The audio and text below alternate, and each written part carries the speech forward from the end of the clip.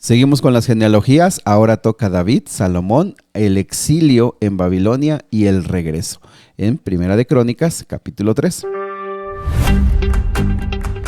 Qué gusto saludarte, bienvenido. Si te estás uniendo al plan, si es la primera vez que escuchas este audio, solamente decirte que nuestra única meta es motivarte para que por tu propia cuenta abras la Biblia y que este audio sea solamente un complemento.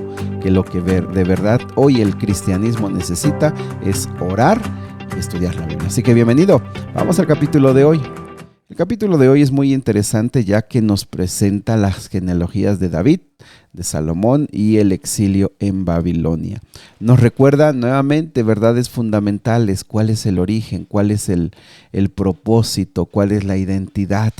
Por eso es que se repasan las genealogías. Por eso para nosotros puede sonar una lista aburrida, algunos nombres conocidos, historias que hemos leído, otros totalmente desconocidos, ¿verdad? Nunca hemos escuchado hablar de ellos. Sin embargo, para el pueblo que ha regresado de Babilonia, esto representa recordar, analizar, darle una nueva interpretación. Pero sobre todo, me parece muy valioso es que vamos a ver la mano de Dios en la historia, la mano de Dios cómo ha ido conduciendo la historia a pesar de grandes errores, de escándalos, a pesar de personas totalmente alejadas de Dios. Dios sigue manteniendo el curso de su pueblo. Y eso, mis amigos, es muy valioso, porque espiritualmente nosotros podríamos decir que nosotros también somos descendientes de estas familias hasta Abraham y de Abraham hasta Adán. Así que nosotros somos parte de este pueblo, parte de estos remanentes que se han esforzado por mantenerse fieles a Dios. El versículo número 1 dice que estos son los hijos de David, que le nacieron en Hebrón. Recuerda que el gobierno de David se dividió en dos periodos, el que estuvo en Hebrón de 7 años y 33 años que estuvo en Jerusalén. ¿Cuáles hijos les nacieron en Hebrón? Bueno, uno de los más problemáticos, el versículo 1 dice que fue Amnón. El segundo, Daniel. Sabes que de Daniel no se sabe mucho. Algunos comentarios sugieren que la tradición dice que fue de un carácter muy semejante a David, pero no se sabe, quizá murió joven, no se sabe. El tercero también le dio muchos problemas, Absalón. El cuarto, Adonías, también fue fuente de problemas. Y mis amigos, prácticamente estos hijos que le nacieron allá fueron la expresión, lo leíamos, fue la expresión de los defectos y de los errores de David. Los más grandes errores los cometió en su casa y en sus hijos pagó las grandes carencias de carácter que él tuvo. Y mis amigos, nos recuerda lo que es una realidad. David, siendo un gran guerrero y siendo un valiente guerrero y siendo un hombre de Dios, un poeta también, un hombre que tenía bastantes dones y talentos, falló en su casa. Y uno de los grandes errores fue que tuvo muchas esposas. Eso siempre fue un problema. Pero regresamos al punto, sus defectos se reflejaron en su familia. Así que nosotros podemos aprender esta mañana de eso. Un día vamos a faltar, pero los que vienen detrás de nosotros quedarán. Y ojalá que con la bendición de Dios podamos dejar la mejor herencia, que es el conocimiento de Dios. Egla, versículo número 3, la última de las esposas aquí mencionadas, se considera que realmente se refiere a Mical, la hija de Saúl, con la que se casó David. Así que ahí completaríamos los que nacieron en Hebrón. Ahora vamos al versículo número 4, los que nacieron en Jerusalén. Recuerda que llegó un momento que David consideró que Hebrón estaba muy al sur. Hebrón era una ciudad muy importante. Por cierto, toma en cuenta, Hebrón ha sido una ciudad muy, muy valiosa, pero estaba un poquito al sur, entonces necesitaba un lugar más céntrico y le pareció que Jerusalén era el mejor lugar para establecer la ciudad. Recuerda, Jerusalén ya existía, era de los Jebús, pero es conquistada, mejor dicho, porque también tiene una posición específica. Todo alrededor ya era parte del pueblo, pero Jerusalén pertenecía todavía a los extranjeros. La conquistaron y la hacen la ciudad de David. que es una sección. La ciudad sigue creciendo y después con el tiempo pues se va a construir el palacio, se va a construir el templo, lo más valioso, pero la conquistaron. Allí se gobernó 33 años y allí nacieron de los más importantes Salomón, versículo número 4, hijo de Betsabé. Si estás leyendo la Reina Valera, la vas a leer, en vez de Betsabé, vas a leer Betsúa, pero se considera que es Betsabé. También sorprende porque Betsabé no solamente tuvo a Salomón, dice que tuvo a Sima, Sobab y Natán. Sin embargo, como sabemos, pues aquí el personaje principal va a ser Salomón, porque con él, aunque tuvo muchos hijos David, con él seguirá lo más importante, la línea de David. La línea de David, el reinado de David vendrá por Salomón. Versículo número 9 nos dice que todos estos fueron sus hijos, sin contar los hijos que tuvo con las concubinas. En algunas otras genealogías de otras personas sí se han contado aún esos hijos, por ejemplo con Jacob, pero en este caso no. Y bueno, se menciona a Tamar, y recordemos que fue una gran tragedia del abuso con Tamar por parte de su medio hermano, y aunque se sabe o se entiende que fueron varias mujeres, pues solo se menciona a ella por el incidente del escándalo que hubo en la familia de David.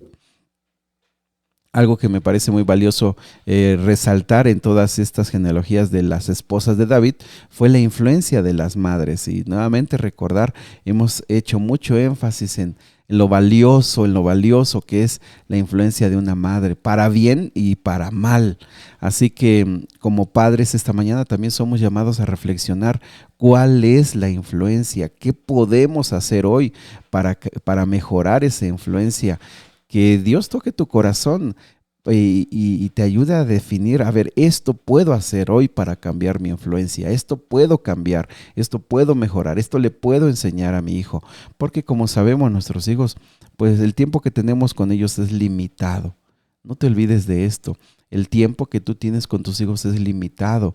Y un día van a dejar la casa y van a hacer su propia vida y menos influencia tendrás sobre ellos. Así que si todavía están cerca de ti, aprovecha esa influencia, principalmente como madres.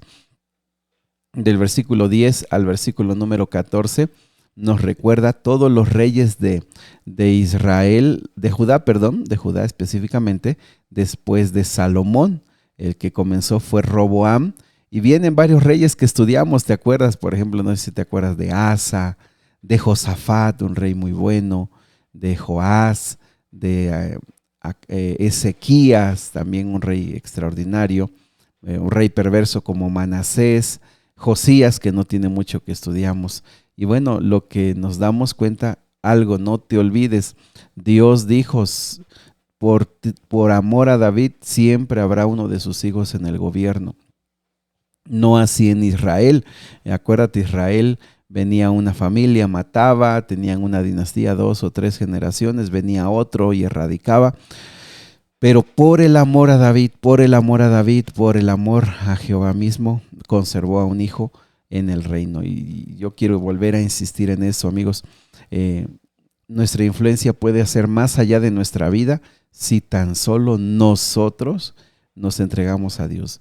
Por amor a ti, Dios puede bendecir a tus hijos aunque tú no estés. Por amor a ti, Dios puede bendecir a tus hijos aunque tú ya faltes. Dios los puede bendecir y es una promesa que está aquí con David. Ojo, estoy hablando de bendiciones, no estoy hablando de salvación. No quiere decir que aunque ellos no quieran, Dios los va a salvar a la fuerza. No, les va a bendecir.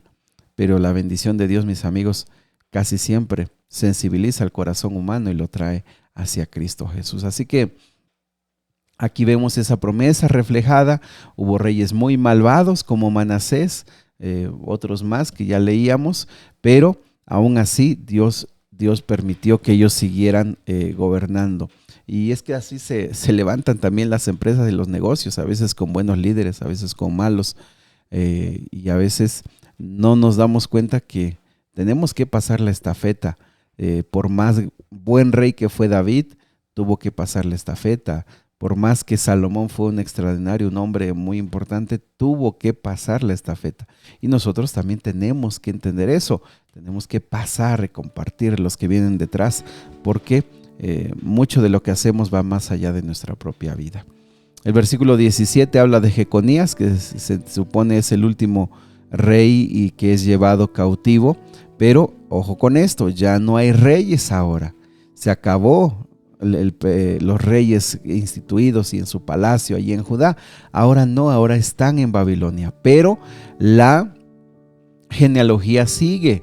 18, 19, hay líderes que siguen estando al frente. ¿Por qué? Porque más allá de nosotros está la bendición de Dios, y esta es una de las verdades fundamentales que tiene el libro de Crónicas. Es cierto que estamos, número 1, unidos a Adán, lo que leíamos ayer y antier. Número 2, estamos unidos a Abraham, el padre de la fe. Número 3, estamos unidos a Jacob, el que hizo que la familia fuera grande. Pero estamos unidos a David, estamos unidos a este poderoso rey David, que Dios lo puso, lo bendijo. Pero no dependemos de ellos, porque aunque se acabó el reino, aunque se acabó el palacio, la genealogía sigue, los hijos siguen, la promesa sigue, Dios sigue con nosotros. Así que, mis amigos, esta lista que termina en el versículo 24, estos nombres que aparecen aquí ya son de los que regresaron a poseer nuevamente la tierra de Judá, de Jerusalén, toda esa región, nuevamente. Y lo que está diciendo es, estamos de vuelta, hemos regresado. No somos nada de lo que la nación llegó a ser, pero seguimos siendo ese remanente, seguimos en nuestra sangre, sigue corriendo la sangre de David, la sangre de Abraham, la sangre de Salomón, de esos reyes valientes, de esos hombres y mujeres que construyeron esta nación. Así que, mis amigos, en su sangre ellos saben que aunque vienen de regreso de un enorme dolor y sufrimiento que fue ir a Babilonia, para ellos sigue habiendo identidad. Así que tú también tienes esa identidad. Espiritualmente nosotros somos hijos de Abraham, somos hijos de Adán. Nosotros somos parte de un remanente que tiene el objetivo de encontrarse con Cristo Jesús en estos últimos días. Tú eres valioso, tú eres una persona que está en los planes de Dios. Ya hemos visto que a pesar de todos los errores, a pesar de todos los defectos humanos, Dios sigue construyendo. Dios no, por los errores como por ejemplo de Manasés, ese rey perverso, o los errores aún de David, o los que fueron al exilio, no, Dios sigue diciendo, es mi pueblo y lo voy a llevar adelante por amor a mí mismo. Así que, mis amigos, hoy levántate con esta convicción, estás en los planes de Dios, Dios te ama profundamente, Dios está contigo, sobre todas las cosas. Si tú te rindes todos los días a Él, el Señor terminará la obra que ha decidido hacer en ti. Querido Padre, gracias porque vemos familias imperfectas, familias con muchos errores. Gracias porque nos dejas ver a madres que cometieron errores, a padres que se equivocaron. Gracias porque nos dejas ver a personas que cometieron errores y fueron y sufrieron las consecuencias de esos errores. Porque eso nos alienta a darnos cuenta que fueron tan humanos como nosotros, pero que tu bendición los alcanzó y tu bendición y tu gracia los cobijó, y eso también a nosotros nos cobija y nos da esperanza. Gracias, Señor, en el nombre de Jesús. Amén.